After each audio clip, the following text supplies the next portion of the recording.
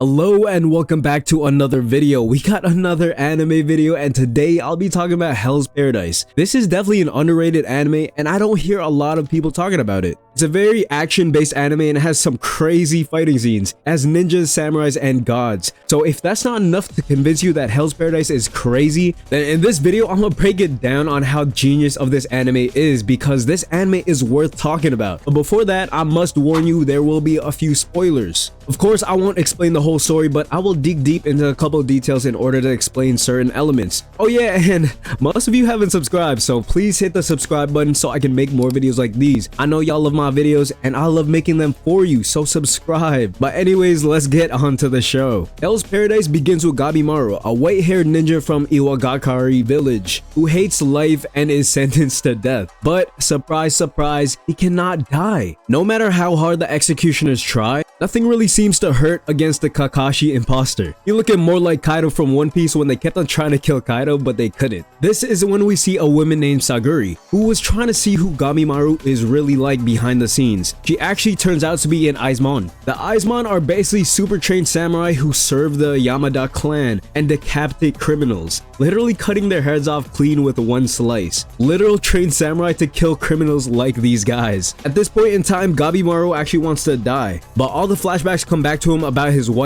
He thinking, damn, I haven't hit yet, I need to stay alive. So he changes his mind and wants to live for his wife. You know what's crazy? Love can really change a man. So Saguri tells him they can forget all of his crimes if he fulfills a mission for the Shogun. What's the mission? Well, it basically consists of going to a mysterious island with other criminals in search of an object. And if the criminals do something wrong, the Aizumon will kill them with no hesitation. Easy, right? Obviously, that island got some fucked up shit over there. If you're a fan of the DC universe, it's basically like, you know, Superman, Batman, all that type of stuff. Well, you know, they're basically the DC Suicide Squad. Don't worry though, it's not actually kind of the Suicide Squad, maybe like a little bit, I don't know. But the Shogun who sent all these criminals to the island, that mysterious island, wants to obtain the elixir of life, the key to immortality. Some type of myth other people have already searched for, but they've all come back turned into flowers. That seems cute and all, but like, they come back looking like this. Oh my god, bro. Oh, hell no, man. What the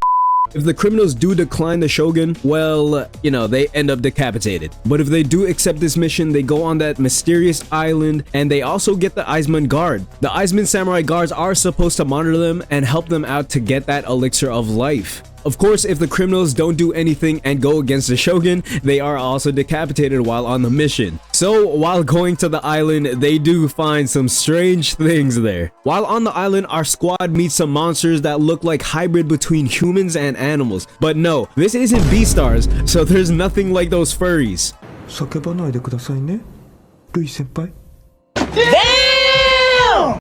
We're talking about like human bodies with lobster or fish heads accompanied by centipedes and butterflies. Yeah, that's pretty fucking disgusting. The weird part about these monsters is their clothing, since like the statues that surround them, they are wearing clothes from the Buddhist and Taoist culture. This is where the theme of religion comes in. As they go deeper into the island, the protagonists discover that the culture in the place respond to immortal beings called Tensen. These Tensen seem to possess the elixir that Gabimaru is looking for to stay alive and go back to his wife. They call it Tan. The thing is that in this island, there doesn't really seem to be any normal humans on the island, and the hierarchy between these beings and their apparent minions seem to be more unbalanced because the inhabitants of the kingdom don't know much about the origin of their leaders or their true goals. Once Gabimaru and the others discover this, the character begins to debate on themselves about their motivations, their backgrounds, and their intentions. This is literally a dangerous island of the unknown. Anything can easily kill them. So Gabimaru and Saguri form an alliance with another criminal,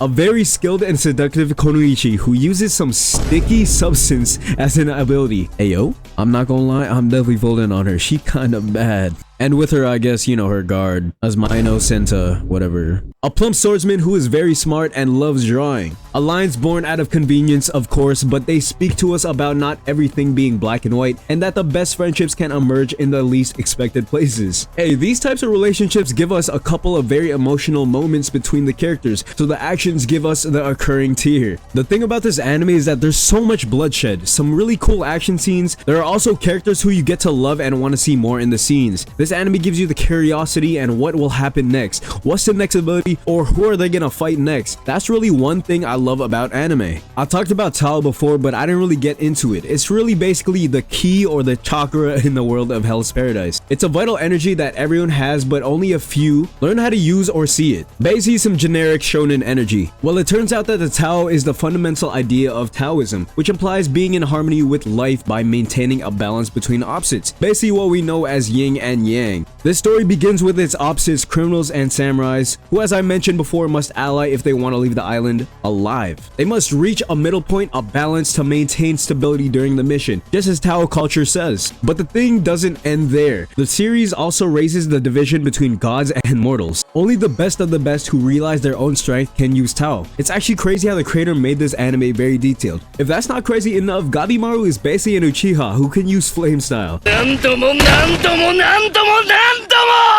This anime really got every type of shonen anime reference. Hell's Paradise ends up being a mix of Suicide Squad with Naruto, Demon Slayer, and your religious classes. What else can you ask for? Hell's Paradise is really underrated and not very talked about, so if you haven't watched it, go and watch it. You won't be disappointed. I also haven't mentioned, once you reach the island, you can't go back and leave, or the monsters will come out of the water and take you out. No matter what, you either die on the island or die trying to get the elixir of life. I know this is a short video though, but that is the end of the video. If you haven't already, go and like this video and subscribe and tell your friends about my video. I'm planning to make more gaming and anime videos, so if you like both, go stick around. But I'll see y'all. Bye.